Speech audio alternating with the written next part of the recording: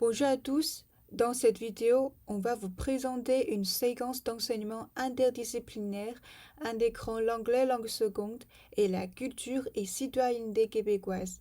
Moi, c'est Man et je vais résumer les points clés du travail 1. D'abord, on se concentre sur deux notions principales, identité et appartenance, ainsi que la reconnaissance de soi et de l'autre.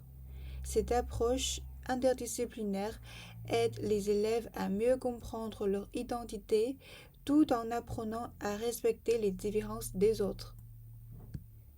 Ensuite, dans les séances, on utilise des activités et des jeux variés pour rendre les concepts plus faciles à comprendre. Les activités permettent aux élèves d'explorer les notions avant de passer aux cours plus classiques. En plus, les enseignants intègrent les contextes culturels et sociaux pour aider les élèves à bien saisir les concepts par l'interaction et la pratique. Et puis, les discussions permettent de transformer les connaissances informelles en savoir académique, tout en clarifiant les objectifs d'apprentissage, ce qui fait partie du contrat didactique. Enfin, on veut réduire les principales difficultés liées à la compréhension des concepts, comme l'expression en anglais, la compréhension des concepts sociaux complexes et la réflexion sur l'identité d'un point de vue socio-culturel. Par ailleurs, on veut non seulement diminuer les obstacles liés au manque de diversité culturelle des élèves, mais aussi corriger les erreurs fréquentes, comme la simplification excessive du concept d'identité ou l'intégration incorrecte des notions de culture ou nationalité dans les discussions. Dans la séquence choisie dans notre approche interdisciplinaire sur le thème identité, les deux enseignants vont partager les activités planifiées. Les activités s'étalent sur 10 séances. Chaque activité peut durer entre 40 à 50 minutes.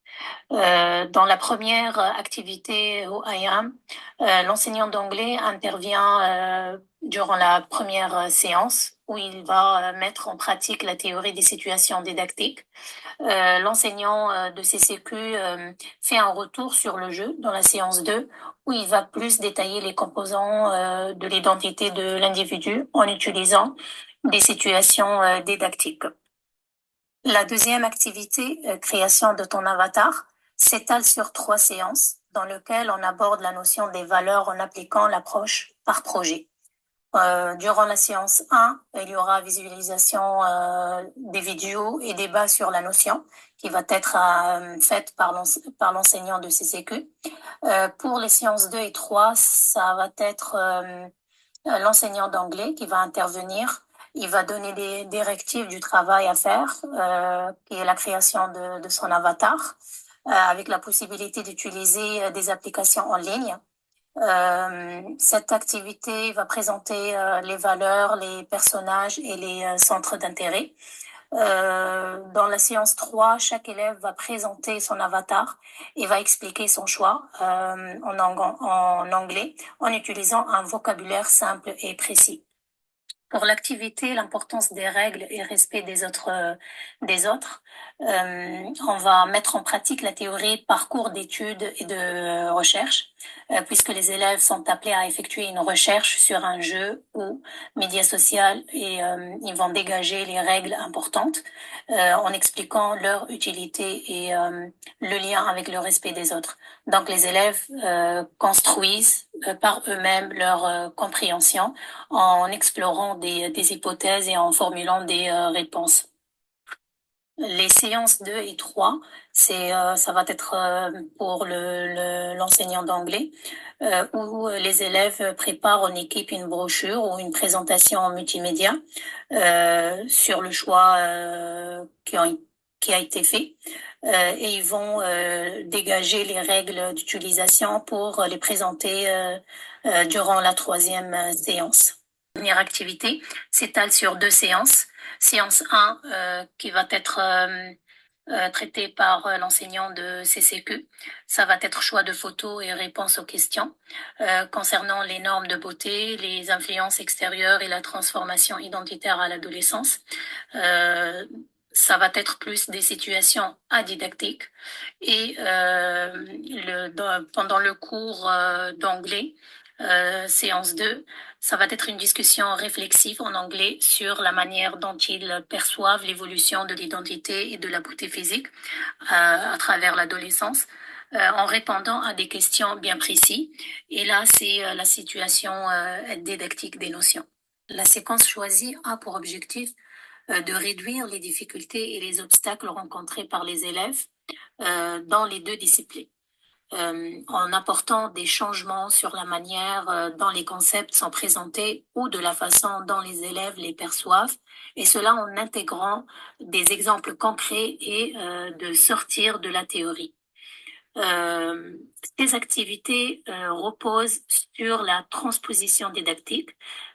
Concrètement, cela signifie que l'enseignant adapte les savoirs pour les rendre accessibles aux élèves, et cela en utilisant les approches d'apprentissage comme l'approche par projet ou la théorie des situations didactiques, ce qui constitue la transposition externe du savoir. Ensuite, les élèves, en réutilisant ces savoirs dans leur production, que ce soit au niveau de la discussion, la création des avatars ou les réflexions critiques, ils vont transformer à leur tour ce qui correspond à la transposition interne. Les apprentissages visés par notre séquence, c'est plus les notions en culture et citoyenneté québécoise et la compétence orale en anglais. Donc, au niveau des notions de l'identité de l'individu, les valeurs, les centres d'intérêt, l'importance des règles. Aussi, on a travaillé les compétences transversales, la communication, les dialogues en anglais, et aussi le développement des habiletés au niveau des réflexions critiques et mener des recherches qui va aider les élèves à par eux-mêmes de conclure et de comprendre la notion à aborder. Pour commencer notre séquence, nous proposons un jeu. Cette activité va s'étaler sur 2 séances. Et pendant cette activité, en anglais, on travaille l'expression orale, ainsi que des notions de grammaire et le lexique de présentation personnelle. Et effectivement, la notion d'identité personnelle est aussi travaillée. Avant de commencer le jeu, l'enseignant d'anglais doit se rassurer que les élèves connaissent les notions de base, donc les phrases affirmatives et interrogatives avec les verbes simples comme to be or to have, et qui sont capables de poser des questions sur la description physique. Par exemple, does she have blonde hair? Is she a singer? Is she old? Donc ce genre de questions. Donc il va prendre une dizaine de minutes pour rappeler aux élèves ces phrases, mettre peut-être quelques phrases au tableau avant de commencer le jeu. Ici, on voit un exemple de manuel de première année de secondaire. Donc c'est des notions de grammaire qui sont normalement travaillées cette année. Ensuite, les élèves seront divisés dans les groupes de 4 à 5 et puis l'enseignant va projeter des images des personnes connues au tableau avec quelques informations, par exemple la date de naissance ou la nationalité, voilà, si les élèves ne les connaissent pas. Et puis les élèves vont se mettre au travail pour chaque groupe va choisir une personne et commencer à faire des phrases sur cette personne et puis préparer aussi des questions pour deviner la personne choisie par l'autre groupe. Et l'étape 3, c'est le jeu. Donc là, chaque groupe va passer au tableau. Les autres groupes doivent deviner en posant des questions qui est la personne choisie. À cette étape, ils vont essayer de trouver des stratégies pour trouver la réponse plus rapidement. Ils sont donc inconsciemment menés à trouver des éléments essentiels de l'identité personnelle, comme le genre, les caractéristiques physiques, et puis les caractéristiques moins visibles, comme par exemple la profession. Comme nous avons vu dans la théorie des situations didactiques, la création de cette situation adidactique a pour l'objectif d'arriver à une situation didactique et une connaissance institutionnelle. qui permet aux apprenants de découvrir et résoudre des problèmes par interaction avec l'environnement d'enseignement. Dans ce processus, les élèves doivent utiliser et pratiquer leur compréhension des formes de questions en anglais et de la description des caractéristiques de personnages. Ce n'est pas seulement un exercice de compétences linguistiques, mais aussi une application de compétences cognitives. Les étudiants apprennent et pratiquent l'anglais dans une communication réelle. Voici le schéma que nous avons vu en classe. Donc, une connaissance adidactique et situation adidactique qui va mener à une situation didactique et une connaissance institutionnelle. Lorsque les élèves travaillent en groupe, cela implique un contrat didactique informel où existent des attentes communes entre les étudiants et l'enseignant concernant le processus d'enseignement et les activités d'apprentissage. Dans ce jeu, le cadre d'activité conçu par l'enseignant suggère une série d'attentes pédagogiques et de rôles pour les élèves. Ces attentes incluent que les élèves utilisent leurs connaissances linguistiques pour poser et répondre à des questions et qu'ils soient capables de communiquer efficacement au sein de leur groupe pour déduire l'identité d'une personne cachée. Cette configuration nécessite que les élèves s'engagent activement et utilisent leur pensée critique tout en s'attendant à ce qu'ils cherchent des solutions d'une manière autonome et sans attendre que l'enseignant leur donne des consignes très précises. La deuxième étape, c'est la deuxième séance qui va être gérée par l'enseignante de CCQ. Pendant cette séance, l'enseignant va demander aux élèves d'expliquer comment ils ont réussi à deviner les personnages choisis par les autres groupes. Quelles ont été les questions les plus pertinentes. Et ainsi, ils vont commencer à parler des caractéristiques d'identité, comme genre, l'âge, religion, nationalité et l'emploi.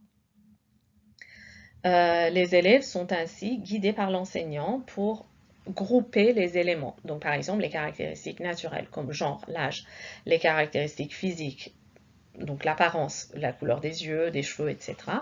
Et les caractéristiques sociales, comme la religion, le travail. Cette session est une composante essentielle du contrat didactique. Enseignants et élèves discutent ensemble et récapitulent les résultats d'apprentissage. Ce processus doit être considéré comme l'institutionnalisation du savoir, c'est-à-dire la transformation des connaissances informelles et personnelles construites par les élèves durant les activités en un savoir formel et reconnu académiquement. Cela correspond au concept de transformation des connaissances dans la théorie des situations didactiques qui met l'accent sur l'utilisation de l'interaction sociale et des discussions publiques pour valider et consolider les résultats d'apprentissage. Ici, on a un exemple d'une activité proposée dans cette séquence en anglais. Nous voyons bien que cette activité comprend juste une activité langagière, alors que dans les activités que nous proposons dans notre séquence, les activités ont plus de sens et de lien avec les situations réelles. Ainsi, ces activités permettent une réflexion plus approfondie qui aide à mieux intégrer les concepts enseignés et cela permet que l'écart entre le savoir à enseigner et le savoir appris soit moins important.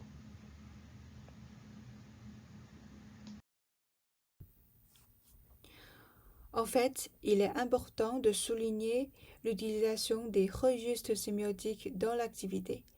Par exemple, dans le jeu de Rouemai, les élèves commencent par écrire des questions et des réponses, comme est-ce un homme ou une femme, ce qui leur permet de commencer à deviner l'identité du personnage.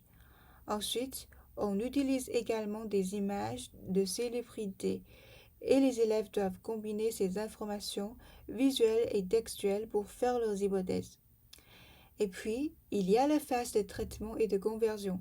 Les élèves améliorent leurs questions pour rendre leurs hypothèses plus précises et ils transforment les caractéristiques des images en descriptions textuelles. Enfin, la coordination de ces informations permet aux élèves à mieux comprendre le concept d'identité et à améliorer leurs compétences en expression de l'anglais. Enfin, la transposition didactique est également très présente dans cet jeu Rouemai. D'une part, la transposition externe consiste à simplifier les concepts complexes liés à l'identité en des questions comme est-ce un homme ou une femme, pour que les élèves puissent mieux comprendre. D'autre part, la transposition interne, c'est quand le professeur conçoit des questions et choisit des images spécifiques pour rendre ces concepts abstraits plus concrets et interactifs, facilitant ainsi leur appropriation par les élèves.